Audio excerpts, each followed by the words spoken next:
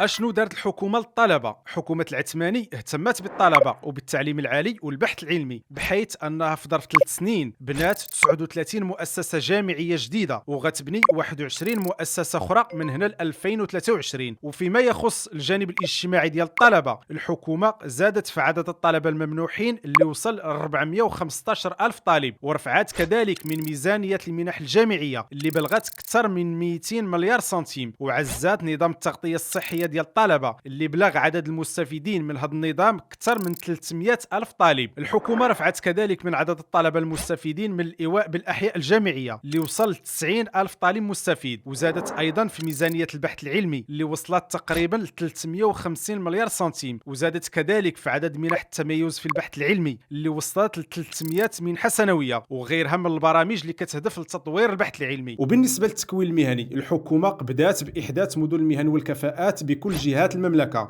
بكلفة مالية كتقدر ب 360 مليار سنتيم، ومتدربي التكوين المهني حتى هما فكرت فيهم الحكومة ودارت لهم منحة لأول مرة في تاريخ المغرب، واللي كيستافد منها 44 ألف متدرب، ودارت مسلك ديال البكالوريا المهنية، وزادت في الطاقة الاستيعابية ديال مؤسسات التكوين المهني اللي وصلت تقريبا ل 600 ألف مقعد، وبنات أكثر من 80 مركز للتكوين بين المقاولات اللي كيكون 34 ألف متدرب.